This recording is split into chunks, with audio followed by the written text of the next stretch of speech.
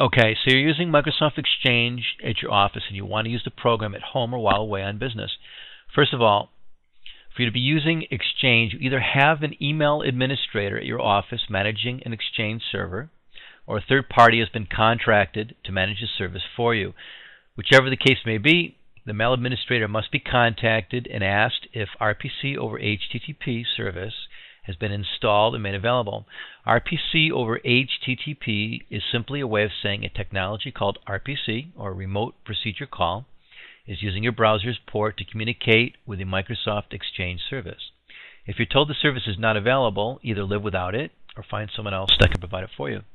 I'm going to show you where the settings are made to make it available on your out-of-office computers. Then I'm going to show you how to disable those bothersome password requests. So, if you're already using this service and your current mail administrator says the password request cannot be stopped, you'll be able to say, not true, you probably just don't know how to do it. First, I'll show you the location where the Exchange settings are made.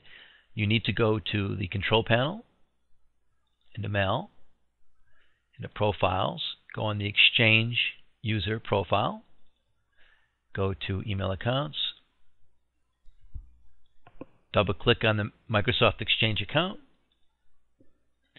and here you're going to see the settings for the mail server, which is the name of the Exchange server. Down here will be the user's name. This will be checkmarked if you're keeping a local cache file on your computer. I wouldn't concern myself about this right now if I were you. Just take a look at the settings so you're simply aware of where they are. Follow this through to Connections. Click on Exchange Proxy Settings. And in here, you'll have the address to the equivalent of the domain name, the public domain name, to be able to see the computer. Then you can have settings here. And down here, this will say NTLM authentication. Now, this is something that I don't suggest you set up yourself. I suggest you find out if the service is available by your mail administrator and see if he can guide you or set it up for you. The recommended settings for this service is to have basic authentication set in the proxy authentication box.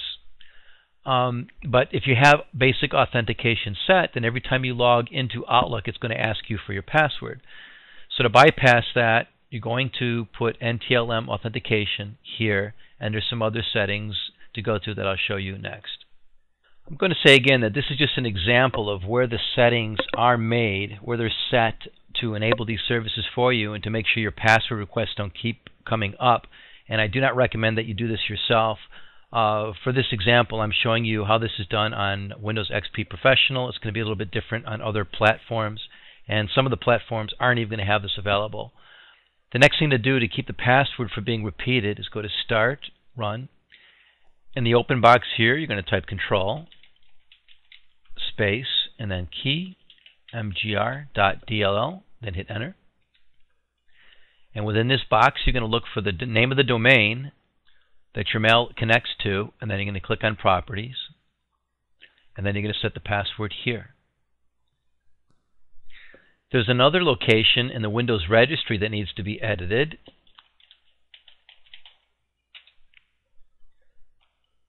And that is in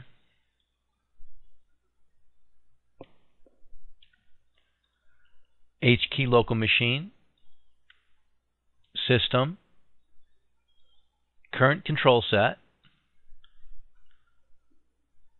Control, LSA. Then you will want to expand this area here so you can see the full length of the file names. Double click on Incompatibility Level and make sure that this value here says 2, and then click OK. Those are all the settings required to make Outlook Exchange Mail work the same everywhere, just like it does on your office computer. Now you can do like me. When you're home, just click on your Outlook Mail,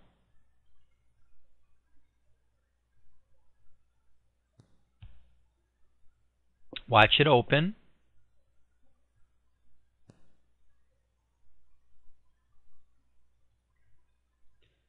and verify that it's open by seeing the Connected to Microsoft Exchange notification in the bottom right-hand corner of the screen.